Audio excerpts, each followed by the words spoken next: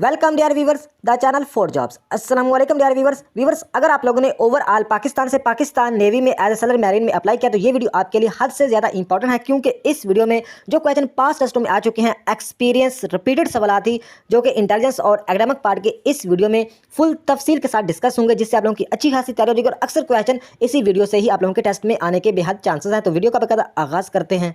Question number 1, on which way of the Arabian sea is Karachi located. यानी इस question में हमें यह बताना है कि अरेबियन सी की किस तरफ कराची लोकेटेड है, कराची वाक़ यानी समुंदर की किस तरफ कराची वाक़ है। तो इसका आंसर बनता है right side, RIGHT, right side पे कराची वाक़ है। तो ये क्वेश्चन मतलब ये पहले बिल्कुल सेम इसी तरह आ चुका है। तो नेक्स्ट टेस्ट की अगर बात करें तो थोड़ा सा क्वेश्चन ये घुमाकर भी पूछ सकते हैं। वो किस तरह पूछ सकते हैं वो भी आप लोगों को पता होना चाहिए। एग्जाम्पल के तौर पर आप लोगों को पता होगा नॉर्थ साइड, साउथ, ईस्ट और वेस्ट।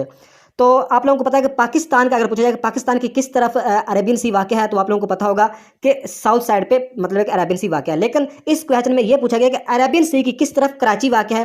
तो अरेबियन सी की मतलब है कि नॉर्थ साइड पे, नॉर्थ या नॉर्थ वेस्ट साइड पे कराची वाक़ है। अगर नॉर्थ वेस्ट की मतलब शक्ल में पूछा जाए तो आप लोगों का जवाब होगा नॉर्थ या नॉर्थ वेस्ट। ऑप्शन में नॉर्थ वेस्ट साउथ हो तो आप लोगों का जवाब क्या होगा, नॉर्थ या नॉर्थ वेस्ट आप लोगों का सही आंसर होगा। अगर दूसरे तरीके से पूछा जाए तो वो आप लोगों को बता चुका हूँ कि राइट साइड पे अरेबियन सी की राइट साइड पे कराची वाक़ है। उम्मीद है कि इस क्वेश्चन की आप लोगों को समझ आई होगी। Next question, prime minister of Malaysia. तो इस क्वेश्चन में यह पूछा गया कि जो प्राइम मिनिस्टर है मलेशिया का उसका क्या नाम है। तो इसका राइट आंसर बनता है अनवर इब्राहिम। अनवर इब्राहिम मतलब एक प्राइम मिनिस्टर है यानी PM है मलेशिया के। तो आप लोगों को इस बात का भी पता होना चाहिए कि जो मलेशिया का मतलब है कि करेंसी या मलेशिया का जो कैपिटल पूछा जा सकता है, तो जो मलेशिया का कैपिटल है वो है कोलालमपुर। कोलालमपुर मतलब कि मलेशिया का कैपिटल है और मलेशिया की जो करेंसी है वो है रंगत। तो इसके अलावा जो सेकंड लास्ट मतलब है कि इससे जो अनवर इब्राहिम से जो पहले मतलब है कि प्राइम मिनिस्टर थे उनका नाम था महातीर मोहम्मद। अगर ऑप्शन में अनवर इब्राहिम ना हो तो आप लोगों का राइट आंसर क्या होगा, महातीर मोहम्मद, क्योंकि अनवर इब्राहिम से पहले जो प्राइम मिनिस्टर थे महातीर मोहम्मद थे, यानी सेकंड लास्ट जो इससे पहले थे वो महातीर मोहम्मद थे। जो अभी मतलब है कि प्राइम मिनिस्टर है मलेशिया के, उनका नाम है अनवर इब्राहिम। नेक्स्ट क्वेश्चन है मोलर मास ऑफ वाटर। तो इस क्वेश्चन में मुझे बताना है कि जो मोलर मास कितना है वाटर का। तो इसका राइट आंसर है 18 G/मोल। ये आप लोगों ने एग्जैक्ट याद रखना, बिल्कुल राइट मतलब है कि इसका आंसर है मोलर मास ऑफ वाटर 18 G/मोल। तो अगर ये मोलर मास हाइड्रोजन का पूछा जाए तो जो हाइड्रोजन का मोलर मास है वो है 1.00784। ये भी आप लोगों ने याद रखना होगा, ये भी पूछा जा सकता है। ये तो क्वेश्चन आ चुका है, लेकिन ये जो मोलर मास हाइड्रोजन है ये भी आ सकता है, काफ़ी ज़्यादा इंपॉर्टेंट है, इसलिए यह साथ मैंने ऐड किया। तो जो मोलर मास हाइड्रोजन का वो है 1.00784। तो ये आप लोगों ने याद रखना होगा। तो नेक्स्ट बात करते हैं। नेक्स्ट क्वेश्चन है इलेक्ट्रॉन डिस्कवर्ड बाय। तो इलेक्ट्रॉन को किसने मतलब डिस्कवर किया है, तो इसका राइट आंसर है J.J. थॉमसन। J.J. थॉमसन ने इलेक्ट्रॉन को डिस्कवर किया था। तो नेक्स्ट क्वेश्चन है न्यूट्रॉन्स डिस्कवर्ड बाय। तो न्यूट्रॉन्स को किसने डिस्कवर किया, इसका राइट आंसर है जेम्स चैडविक। चैडविक ने मतलब है कि जेम्स चैडविक ने मतलब है कि न्यूट्रॉन्स को डिस्कवर किया है। तो नेक्स्ट क्वेश्चन है प्रोटॉन डिस्कवर्ड बाय। तो प्रोटॉन को किसने डिस्कवर किया है, उस साइंसदान का नाम है रदरफोर्ड। प्रोटॉन को किसने डिस्कवर किया है, रदरफोर्ड ने। यह भी आप लोगों ने याद रखना होगा। तो नेक्स्ट क्वेश्चन है 5% ऑफ 50,000। यानी इस क्वेश्चन में हमें यह बताना है कि 50,000 का 5% कितना होगा। तो आप लोगों ने याद रखना है कि परसेंट का कोई भी सवाल किसी तरह का भी आ जाए, आप लोगों को एक तरीका बताता हूँ, उस तरीके से आप हल करेंगे, इजीली आप लोगों का जवाब निकल आएगा। तो हमें इस क्वेश्चन में बताना है कि 50,000 का 5% कितना है। तो सिंपल क्या करेंगे आप, जितनी जो परसेंट पूछा जा रहा है उस परसेंट को आप लोगों ने ऊपर लिख देना होगा। 5% ओवर क्या करेंगे 100, क्योंकि हमेशा जो परसेंट है वो 100 से निकलता है। तो आगे ज़रब क्या कर देंगे 50,000। तो 50,000 कर देते हैं। तो क्या इसको सिंपल हम क्या करेंगे, ये 2 जीरो इस जीरो 2 जीरो से कट जाएंगे, पीछे बचा 500 ज़रब 5। तो 500 को 5 ज़रब किया तो इसका जवाब मेरे ख्याल में 2500 आएगा। तो हमारा राइट आंसर कितना बनता है कि 50,000 का 5% कितना है 2500। उम्मीद है कि आप लोगों को इस क्वेश्चन की समझ आई होगी कि कोई भी अगर किस तरह भी क्वेश्चन मतलब पूछा जाए तो आप इस तरह ही मतलब उसका परसेंट निकालेंगे। तो नेक्स्ट क्वेश्चन है sailor as to soldier than navy as to. इस क्वेश्चन में यह बताना है कि साइंस को समझना है कि जो सेलर का तल्लक है वो सोल्जर के साथ। तो आप लोगों को शायद पहले पता होगा कि सेलर और सोल्जर यानी आर्मी का जो मतलब आर्मी का जो होता है मतलब उसको हम सोल्जर कहते हैं, सिपाही। और जो सेलर नेवी का जो मतलब है कि सिपाही होता है उसको हम सेलर बोलते हैं। तो मतलब सेलर और सोल्जर आपस में मतलब है कि इनका तलक, सेलर का तलक तो सोल्जर के साथ उन्होंने बना दिया। तो आगे हमें बताना है कि नेवी का तलक किसके साथ हो सकता है। तो यह ज़ाहिर बात है, अगर सेलर का सोल्जर के साथ तो नेवी का तलक तो आर्मी के साथ ही हो सकता है, क्योंकि आर्मी का जो सोल्जर है, आर्मी के जो सिपाही होता है उसको हम सोल्जर कहते हैं, तो नेवी का जो सिपाही है उसको हम सेलर कहते हैं। तो उम्मीद है कि इस क्वेश्चन की आप लोगों को समझ आई होगी। सेलर का तलक सोल्जर से है तो नेवी का तलक आर्मी से होगा, ARMY आर्मी। तो नेक्स्ट क्वेश्चन है, तो PSO स्टैंड यानी PSO की फुल फॉर्म पूछी गई है। तो जिस मतलब एक कैंडिडेट मुझे एक्सपीरियंस सेंड किया था, तो उसने मतलब उसको भी याद नहीं कि इसकी फुल फॉर्म उसने क्या लगाई है या क्या हो सकती है। तो इस तरह मैंने ये नेट से सर्च करके दो मतलब कि आप लोगों ने याद रखना है कि PSO की अगर स्टैंड्स फॉर पूछे जाए, इसकी फुल फॉर्म पूछी जाए, तो आप लोग या तो ऑप्शन में होगा पाकिस्तान स्टेट ऑयल कंपनी, या तो ये होगा, और दूसरे नंबर पे पेशेंट सेफ्टी ऑर्गेनाइजेशन। तो ये दोनों में से कोई भी हो सकता है, तो दोनों आप लोगों ने याद रखने हैं। नंबर 1 पे है PSO stands for Pakistan state oil company, और दूसरी क्या है, पेशेंट सेफ्टी ऑर्गेनाइजेशन। तो ये दोनों आप लोगों ने याद रखनी होंगी। तो नेक्स्ट क्वेश्चन है ओजोन फार्मूला। तो ओजोन का फार्मूला कितना है, इसका राइट आंसर है 0 की पावर 3, यानी ओ मतलब सॉरी 0 नहीं ओ की पावर 3। ये आप लोगों ने याद रखना होगा। ओजोन का फार्मूला ये है। तो साथ साथ आप लोगों ने याद भी करते जाना है। तो नेक्स्ट क्वेश्चन है हाइड्रोजन डिस्कवर्ड बाय। इस क्वेश्चन में हमें यह बताना है कि हाइड्रोजन को किसने डिस्कवर किया था, किस साइंसदान। उसका नाम है हेनरी कैवेंडिश, मतलब हेनरी कैवेंडिश उसका नाम है, जिसने हाइड्रोजन को डिस्कवर किया था।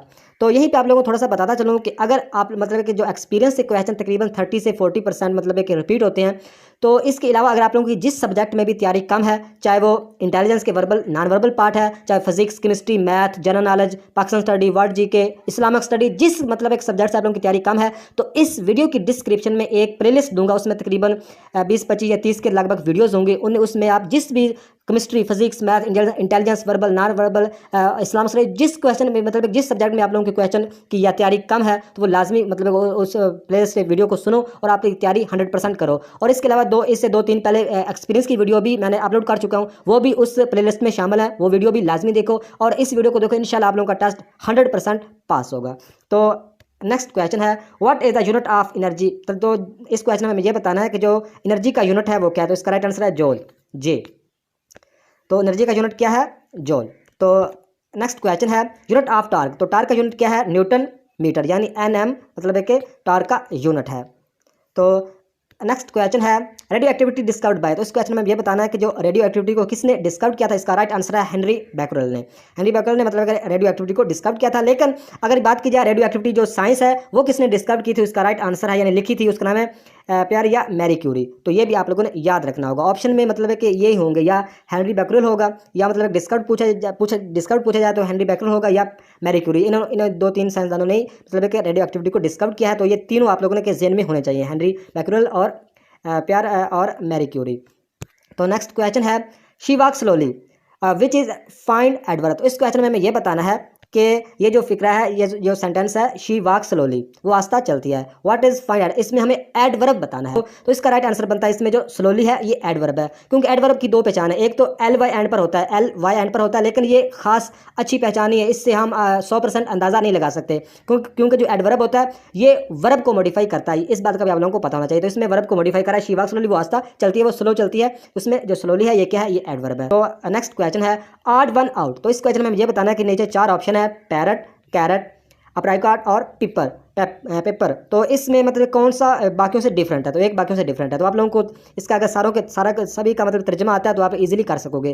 पैरट का मतलब होता है तोता, कैरेट का मतलब गाजर, अप्रिकॉट का मतलब होता है खुबानी, और पेपर का मतलब होता है काली मिर्च। तो आप लोगों को अंदाज़ा लग गया होगा कि इसमें डिफरेंट क्या है। तो इसमें पैरट जो तोता ये डिफरेंट है, क्योंकि कैरेट गाजर, पेपर काली मिर्च और अप्रिकॉट खुबानी ये आपस में मैच करते हैं, लेकिन जो पैरट है तोता ये इनसे मैच नहीं करता, ये परिंदों में शामिल होता है। तो उम्मीद है कि इस क्वेश्चन की आप लोगों को समझ आई होगी। नेक्स्ट क्वेश्चन है नो अजान इन विच प्रेयर। यानी इस क्वेश्चन में ये बताना है कितनी प्रेयर्स हैं, यानी कितनी नमाजें हैं जिनकी अजान नहीं होती। तो इसका राइट आंसर है 2। 2 ऐसी नमाजें जिसमें अजान नहीं होती। एक तो नमाज मतलब एक नमाज ऐदैन, यानी ईद नमाज, ईद अज़हा और ईद फितर, इसकी मतलब है कि अजान नहीं होती। और दूसरी नमाज क्या है, दूसरी नमाज है नमाज जनाजा, इसकी भी अजान नहीं होती। तो इसके अलावा एक क्वेश्चन और भी काफ़ी रिपीटेड क्वेश्चन है कि ज़कात के बारे में पूछा जाता है। तो ज़कात कुरान मजीद में कितनी दफ़ा है। तो कुरान मजीद में जो ज़कात है वो मतलब है कि अगर नमाज के साथ देखें तो 82 यानी 82 दफ़ा आया है। वैसे अगर देखें नमाज के अलावा तो 32 यानी 32 मरतबा आया है ज़कात का जिक्र कुरान मजीद में। ये काफ़ी इंपॉर्टेंट सवाल है, ये भी आप लोगों ने याद रखना होगा। तो ये क्वेश्चन क्लियर होगा। नो जाने विच पेयर 2 मतलब कि नमाजें हैं जिसमें अजानी होती है, एक क्या है दूसरा, एक नमाज एदिन और दूसरा क्या है नमाज जनाजा। तो नेक्स्ट क्वेश्चन है anion is a ion dash charge, यानी इस क्वेश्चन में ये बताना है कि अनियान में जो अनियान चार्ज कौन सा होता है, नेगेटिव या पॉजिटिव। इसका राइट आंसर है negative charge. Anion is an ion charge negative. ये क्वेश्चन काफ़ी ज़्यादा कोई भी क्वेश्चन इस वीडियो में इंपॉर्टेंट से हट के नहीं है, क्योंकि अक्सर क्वेश्चन रिपीट होते हैं। आप लोग हर क्वेश्चन को याद करेंगे फिर ही आप लोगों का इजीली टेस्ट पास होगा। तो अनियान एज ए अनियान, इसमें चार्ज कितना है, नेगेटिव चार्ज होता है। तो नेक्स्ट क्वेश्चन है, अगर कैटायन का पूछा जाए तो कैटायन में जो आयन होता है चार्ज कितना, वो पॉजिटिव होता है। ये आप लोगों ने याद रखना है कि अनियान में नेगेटिव चार्ज और दूसरा कैटायन में कितना होता है, पॉजिटिव चार्ज होता है। तो नेक्स्ट क्वेश्चन है हिन इज टू चिकन देन को इज टू। तो इस क्वेश्चन में ये भी काफ़ी सिंपल क्वेश्चन है, वर्बल इंटेलिजेंस का क्वेश्चन है कि जो हिन यानी मुर्गी का तलक है, चिकन यानी चूजे के साथ। तो कौ का तलक किसके साथ हो सकता है, आप लोगों को भी पता चल गया होगा कि जो मुर्गी का बच्चा होता है उसको चूजा बोलते हैं, चिकन बोलते हैं। तो कौ का जो बच्चा होगा उसको हम काफ बोलते हैं। तो उम्मीद है कि इस क्वेश्चन की आप लोगों को समझ आ गई होगी। तो नेक्स्ट क्वेश्चन है कोर्ट इज टू जज। तो कोर्ट का तल्लक तो जज के साथ है। देन क्लास इज टू, तो क्लास का तल्लक किसके साथ हो सकता है, तो कोर्ट यानी मतलब है कि जो भी कोर्ट समझ लो, हाई कोर्ट, सुप्रीम कोर्ट, कोई भी कोर्ट, तो उसमें मतलब जज यानी जज फैसले करते हैं कोर्ट में जाके। तो क्लास में मतलब है कि कौन पढ़ाता है, क्लास में कौन मतलब है गाइडिंग देता है, तो वह है टीचर, TEACH या टीचर। कोर्ट इज टू जज, then class is to teacher. तो नेक्स्ट क्वेश्चन है city of lights in which city of world, यानी इस क्वेश्चन में ये बताया कि पूरी दुनिया में जो सिटी ऑफ लाइट्स किस सिटी को कहा जाता है, तो सिटी ऑफ लाइट्स पेरिस को कहा जाता है। ये आप लोगों ने याद रखना होगा, सिटी ऑफ लाइट्स पेरिस को कहा जाता है। और पेरिस किसका कैपिटल है, फ्रांस कंट्री का शहर है, और फ्रांस कंट्री का कैपिटल भी है पेरिस। तो इसके अलावा आप लोगों को पता होना चाहिए कि जो राइजिंग ऑफ सन जापान को कहा जाता है, ये भी पूछा जा सकता है, इसलिए साथ मैंने ऐड किया है। तो जो राइजिंग ऑफ सन किसको, जापान कंट्री को राइजिंग ऑफ सन भी कहा जाता है। तो इसके अलावा अगर पूछा जाए कि सिटी ऑफ प्लेसेस, तो सिटी ऑफ प्लेसेस कलकत्ता को कहा जाता है, जो कि इंडिया में वाक़ है। सिटी ऑफ प्लेसेस कलकत्ता को कहा जाता है। अगर नेक्स्ट बात करें सिटी ऑफ बाजार, तो कायरो को कहते हैं, यानी कायरो मिस्र का, यानी इजिप्ट मिस्र का शहर है कायरो, बल्कि दारुल हुकूमत है। तो सिटी ऑफ बाजार कायरो को कहा जाता है। अगर नेक्स्ट बात करें नंबर 4 पे, तो सिटी ऑफ मॉस्को यानी मस्जिदों का शहर ढाका को कहा जाता है। तो ये आप लोगों को पता होना चाहिए। इसके अलावा अगर पाकिस्तान में पूछा जाए कि पाकिस्तान में सिटी ऑफ लाइट्स किस सिटी को कहा जाता है, पाकिस्तान में सिटी ऑफ लाइट्स किस सिटी को कहा जाता है, तो वो कराची को कहा जाता है, रोशनियों का शहर कराची को कहा जाता है। पाकिस्तान के हवाले से पूछा होना चाहिए। नेक्स्ट क्वेश्चन है the national fruit of Pakistan in winter, यानी इस क्वेश्चन में यह तो बताना है कि ये पाकिस्तान का नेशनल फ्रूट जो कौमी फल है विंटर। तो विंटर में पाकिस्तान का कौमी फल कौन सा है, नेशनल फ्रूट कौन सा है, वो है गावा। काफ़ी इंपॉर्टेंट क्वेश्चन है। गावा मतलब है कि विंटर, मतलब है कि विंटर का यानी मौसम सरमा का फ्रूट है गावा। तो समर का कौन सा है, मैंगो, आम। तो ये आप लोगों को पता होना चाहिए। तो नेक्स्ट क्वेश्चन है N type materials has net charge, यानी जो एन टाइप मटेरियल्स होते हैं उनमें नेट चार्ज कितना होता है, तो इसका राइट आंसर है 0। उसमें कोई चार्ज नहीं होता, 0 चार्ज होता है। तो नेक्स्ट क्वेश्चन है ये क्वेश्चन समझ लो कि काफ़ी टेस्ट में आ सकता है, रिपीटेड क्वेश्चन है ये क्वेश्चन है if 7 box powder weight 49 kg then 1 empty box weight 1 kg, so 1 box weight. तो इस क्वेश्चन को थोड़ा सा समझिएगा। इस क्वेश्चन बहुत ही सिंपल क्वेश्चन है कि वो कह रहे हैं कि जो 7 बॉक्स हैं उनका जो वेट है वो है 49 यानी 49 किलोग्राम। 7 बॉक्सों का वेट 49 किलोग्राम है। तो then 1 empty box weight 1 kg, यानी वो कह रहे हैं कि इनमें से जो 49 kg का मतलब है कि 7 बॉक्स हैं, इनका जो इनका जो एम्प्टी अगर बॉक्स हो, खाली जो बॉक्स हो, उसका जो वजन है वो 1 किलोग्राम है। तो हमें इस क्वेश्चन में ये बताना है कि 1 बॉक्स वेट, तो 1 बॉक्स का वेट कितना होगा। 1 एम्प्टी बॉक्स का तो वो बता चुके हैं, तो हमें इस क्वेश्चन में ये बताना है कि 1 बॉक्स का वेट कितना होगा। तो सबसे पहले हम हल करते हैं। तो 7 बॉक्स का जो वेट है वो है 49 ग्राम, तो इस सबसे 1 किलोग्राम। तो हम क्या करेंगे, 49 को 7 के साथ तकसीम करेंगे, तो 7 को 7 से सर्व करें तो 49 आता है इसका। तो हमारे पास जवाब आया कि 1 बॉक्स का वजन कितना है, 1 बॉक्स का वजन 7 किलोग्राम है। तो आगे कह रहे हैं कि एम्प्टी जो बॉक्स है उसका वेट 1 किलोग्राम है। तो एक एम्प्टी बॉक्स है, मतलब है कि जो एक मतलब है कि बॉक्स में कितने कितने किलोग्राम का वजन है, 7 किलोग्राम का वजन है एक बॉक्स में। तो जो एक खाली बॉक्स है वो मतलब है कि 1 किलोग्राम का है। तो 7 में से 1 को हम नफ़ी करेंगे तो हमारा जवाब कितना आएगा, 6 आएगा। तो उम्मीद है कि आप लोगों को इस क्वेश्चन की समझ आई होगी। 6 इसका राइट आंसर बनता है। तो नेक्स्ट क्वेश्चन है पी टाइप मटेरियल्स कंसिस्ट, तो इसका राइट आंसर है intrinsic 3D crystal of silicon. तो क्वेश्चन को दोबारा पढ़ते हैं। P type materials consist of, इसका राइट आंसर है intrinsic 3D crystal of silicon. तो नेक्स्ट क्वेश्चन है सिंप्लीफाई 35/63, यानी इस 35 को मतलब है कि 35/63 को सिंप्लीफाई करना है। तो इसका बहुत ही आसान हाल है। क्या करेंगे आप इसको करते हैं सिंप्लीफाई, दोनों क्या होंगे, 7 से जाते हैं, 7 5 35, 7 दूनी 14, 7 1 7 चौका 28, 7 5 35 ओवर 63 को अगर ज़रब करें तो 7 2 7 49, 8 7 9 7 63, तो इसका 5 ओवर 9 इसका राइट आंसर आता है। सिंपल है ये क्वेश्चन है। तो नेक्स्ट क्वेश्चन है कंप्लीट द सीरीज। तो दो को 2 से ज़रब किया तो ये 44 बन गया, दो को ज़रब 3 से किया तो 49 बन गया, 2 को ज़रब 4 से किया तो ये आगे कौन सा जवाब आएगा। तो सीरीज़ का 2 या 3 सवाल लाजमी आते हैं। तो सीरीज़ के आप लोगों को मैं पहली वीडियोज़ अगर आप लोगों ने इंटेलिजेंस वेरिएबल पार्ट की देखी है तो उसमें हर जितने भी क्वेश्चन आप लोगों को टेस्ट में आ सकते हैं सभी क्वेश्चन को डिटेल से पढ़ाया हुआ है। तो आप लोगों को हर वीडियो में ये बताता हूँ कि सीरीज़ के बारे में 3-4 अहम चीज़ आप लोगों ने चेक करनी होती है कि सबसे पहले सीरीज चार्ट किस तरह से, यानी सिंगल सीरीज है, डबल सीरीज है, ताकतदार की सीरीज है, जुफ्तदार की सीरीज है, इसमें चीज़ें जमा हो रही है, नफी हो रही है, इसका कंसेप्ट हमें समझना होता है। तो कंसेप्ट जब तक नहीं समझेंगे सीरीज का क्वेश्चन आप हल नहीं कर सकेंगे, आप लोगों का टाइम ज़ाया होगा। इसलिए इंटेलिजेंस का, इंग्लिश का और मैथ का कंसेप्ट सीख के जाना होगा। बाकी chemistry, bio, GK, Islamic study या जो भी उसका आप रट्टा भी लगा सकते हो। तो इसलिए मैंने इंटेलिजेंस को, इंग्लिश को और मैथ को मतलब कि हर वीडियोज़ में अच्छी तरह समझाता हूँ हर क्वेश्चन को, ताकि आप लोगों का कंसेप्ट क्लियर हो, इजीली उसके रिलेटेड अगर कोई और क्वेश्चन भी आए तो आप इजीली हल कर सको। इस क्वेश्चन को हल करते हैं, बहुत सिंपल है। को 2 से 2 ज़रब किया तो 44 बन गया, यानी 2 को 2 ज़रब करें तो 4 बनता है। ये 44 कैसे बन गया, तो उसमें कोई ना कोई उन्होंने ट्रिक लगाई हुई, तो वो ट्रिक हमें देखनी है। तो 2 को 2 से ज़रब किया तो ये 4 बन गया, इस 2 को 2 से ज़रब किया तो ये 4 बन गया, यानी इस तरह ये जवाब निकला। यानी इस 2 को 2 से ज़रब किया तो 4 बन गया, 3 को 3 से ज़रब किया तो 9 बन गया, 3 तिया 9। इस तरह 2 को 2 से ज़रब किया तो कितना आएगा, 4 आएगा। अगर 4 को 4 से ज़रब करेंगे 4 चौका 16, तो इसका जवाब कितना आता है, 416। यही इसका राइट आंसर बनता है। तो नेक्स्ट क्वेश्चन है IMF स्टैंड्स फॉर। इस क्वेश्चन में मुझे बताना है कि IMF की फुल फॉर्म क्या है। तो IMF की फुल फॉर्म है international monetary fund. International monetary fund IMF की फुल फॉर्म है।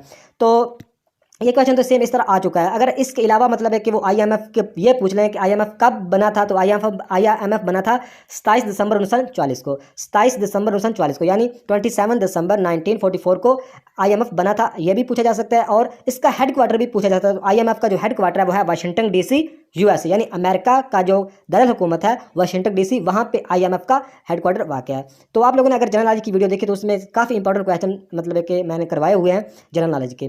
तो नेक्स्ट क्वेश्चन है but because between of example. तो इस क्वेश्चन में मुझे बताना है कि जो बट बिकॉज बिटवीन ये किसकी एग्जाम्पल है। तो इस ऑप्शन में मतलब है कि और कंजक्शन भी होगा और भी होंगे, मतलब ये पार्ट्स ऑफ स्पीच का हिस्सा है। तो ये कंजक्शन के मतलब है कि एग्जाम्पल। नेक्स्ट क्वेश्चन है, ये क्वेश्चन भी काफ़ी दफ़ा मतलब है कि रिपीट हो चुका है। The fourth state of matter. तो मैटर की कितनी स्टेट पूछी जा रही है, ये पूछा जा रहा है, या इसकी मतलब है कि दूसरा क्वेश्चन ये भी पूछा जा रहा है। तो ज़्यादा क्वेश्चन यही आया क्वेश्चन में मतलब टेस्टों में। द फोर्थ स्टेट, इसका राइट आंसर बनता है the fourth state of matter is called plasma. तो नेक्स्ट क्वेश्चन ये, इस क्वेश्चन को भी याद रखें, ये भी आ सकता है। The study of production properties of the ionic state of matter is called plasma. ये कौन सी फिजिक्स है, प्लाज्मा फिजिक्स है। तो नेक्स्ट क्वेश्चन है, ये मतलब एक क्वेश्चन भी रिपीटेड क्वेश्चन है, यानी मतलब है कि जो लिस्ट काउंट, वर्नियर कैलिपर या सैक्रियो गेज, लाजमी इनमें से कोई ना कोई पूछा जा रहा है। तो इस क्वेश्चन में देखें least count of vernier caliper. तो वर्नियर कैलिपर का जो लिस्ट काउंट हमें बताना है mm यानी मिलीमीटर में। तो मिलीमीटर में है 0.1। इसको आप लोगों ने रट्टा लगाना जैसा करें, इसमें भूलना नहीं कि जो अगर वर्नियर कैलिपर का जो वर्नियर कैलिपर का जो अगर मिलीमीटर यानी mm में पूछा जाए तो 0.1 है। अगर वर्नियर कैलिपर का सेंटीमीटर में पूछा जाए तो 0.01 है। तो इसमें आप लोगों ने तजाद लाजमी रखना है और काफ़ी इंपॉर्टेंट क्वेश्चन है। नेक्स्ट अगर क्वेश्चन की बात करें तो सैक्रियो गेज का भी पूछा गया है।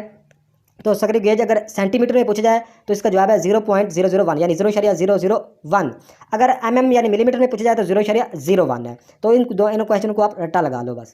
नेक्स्ट क्वेश्चन है CO एंड CO2 रेशो। तो ये केमिस्ट्री का क्वेश्चन है। तो इसकी रेशो 3.8 बनती है, लेकिन ये क्वेश्चन मुझे काफ़ी मतलब सर्च करने के बावजूद इसका मुझे इस जवाब पे मैं मुतफिक नहीं हूँ। तो इस क्वेश्चन को आप लोगों ने खुद भी हल करना होगा और नेट से या बुक से या जहाँ से भी मिले इसका जवाब ढूंढ के याद कर लें और कमेंट बॉक्स में भी बताएं, ताकि मुझे भी पता चल जाए। मैं नेक्स्ट वीडियोज़ में मतलब है कि बता दूंगा, जो कैंडिडेट्स का फ़ायदा हो जाएगा। तो इसका क्वेश्चन आप मुझे बताइएगा लाजमी। तो नेक्स्ट क्वेश्चन है, इस क्वेश्चन 3 स्क्वायर रूट्स 27। तो इसका जवाब आप मुझे कमेंट में बताएंगे, खुद हल करके ये क्वेश्चन भी आ चुका है। तो नेक्स्ट इस क्वेश्चन की बात करें 48 का स्क्वायर रूट्स, इसका कितना जवाब आएगा ये भी आप मुझे कमेंट में लाजमी बताएंगे। तो ये थी आज की वीडियो। नेक्स्ट वीडियो तक खुदा